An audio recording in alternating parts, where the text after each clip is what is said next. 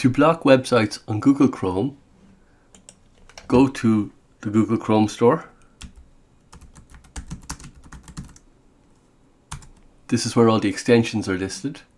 Click on that and we'll search for the Site Blocker extension.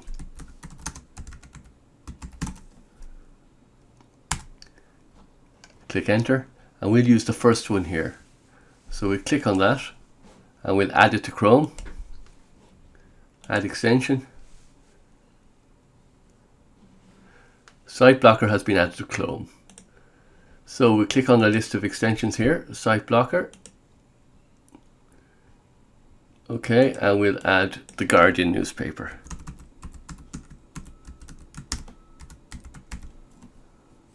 Add. So we'll now test that. Open a new tab, put in the Guardian, and the Guardian has been blocked.